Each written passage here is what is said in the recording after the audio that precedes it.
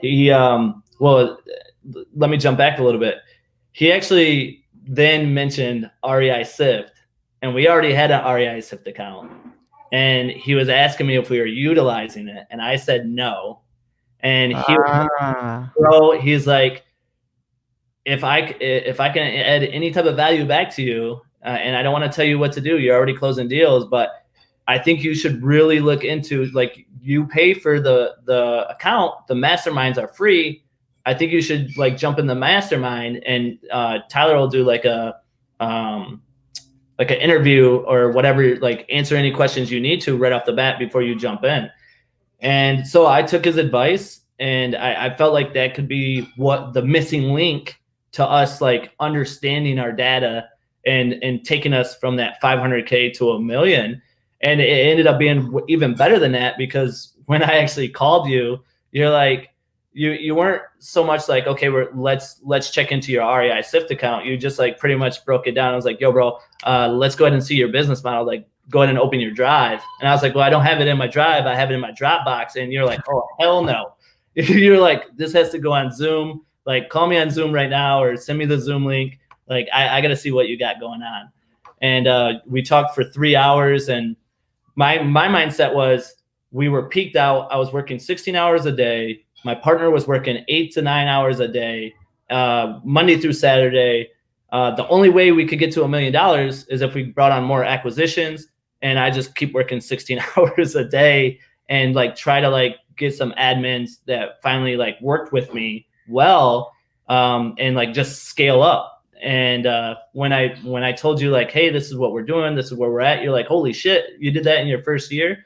And I was like, yeah, but like, we're peaked out. Like, I think I need more acquisitions. You're like, no, bro. Like, I have this, and I'm $1 million wholesale company. And when you told me that, and I was like, no way, like, how? You answered a couple of my questions, you changed my mindset, and come to find out, like, the data, like, going out, like, I'd never put data in my equation. Like, it was just like, okay, this is like, we're just gonna source this.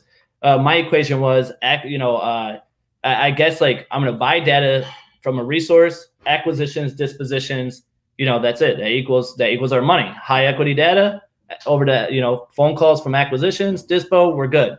Now it's like, no, like, I actually got a buddy here that's shadowing me.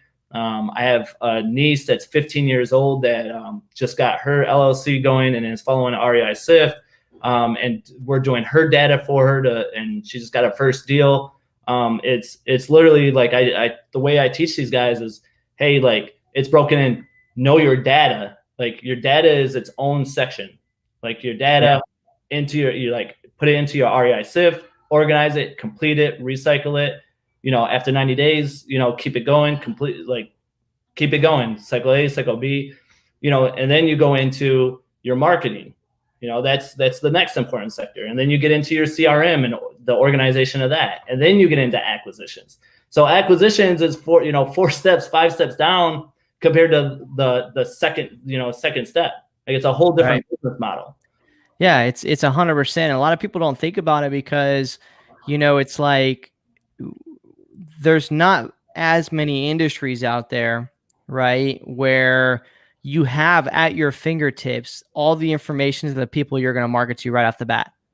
Most people have to case that. They got to create a street, location, and people got to come in and buy from them. Like salons, for example, they got to open up a storefront. They got to get people to come in. They got to build up a database with people. We have a database right off the bat, right? By just buying the information, by opening up our county records and just getting it. We have all that information readily and available to us.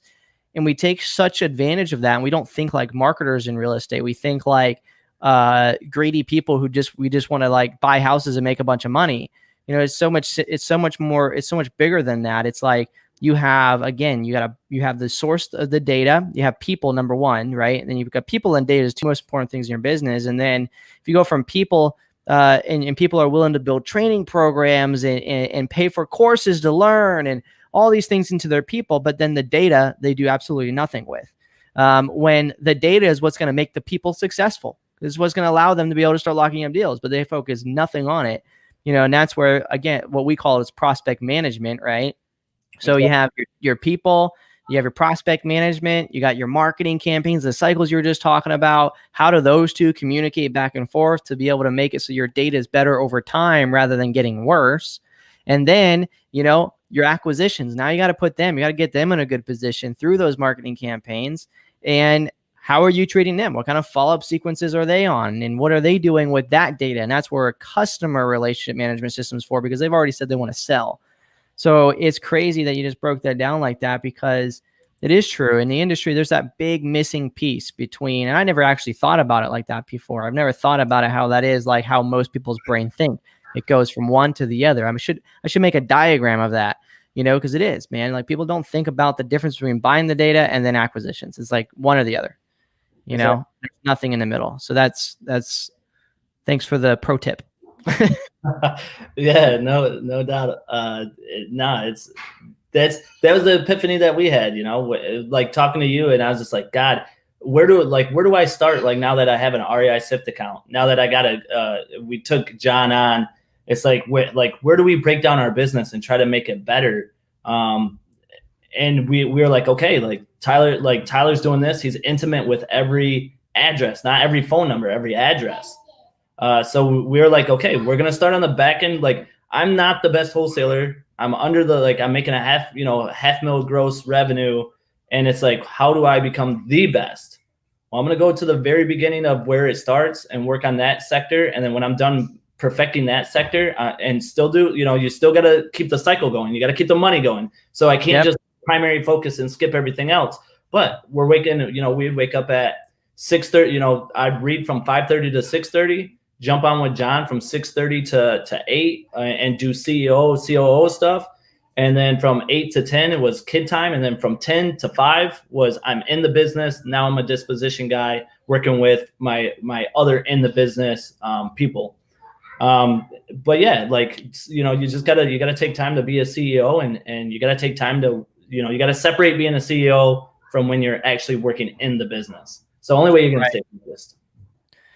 Yeah, so that's kind of like it's kind of along the lines of what I always say is like, you know, from 9 to 5 you're an employee, and 5 beyond you're a CEO, and you got to recognize when you're one of those. Too many people start off thinking they're a CEO when really they're an employee, you know, and they start jumping in and trying to, you know, operate as CEO in the middle of the day when they should be focusing on how to produce more revenue, income producing tasks.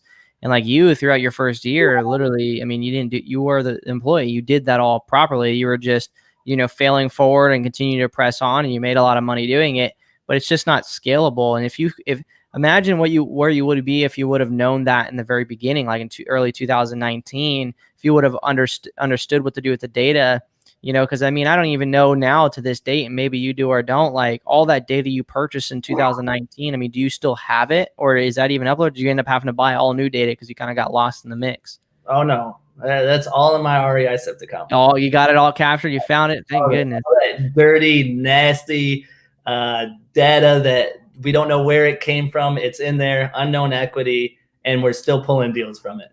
Yeah.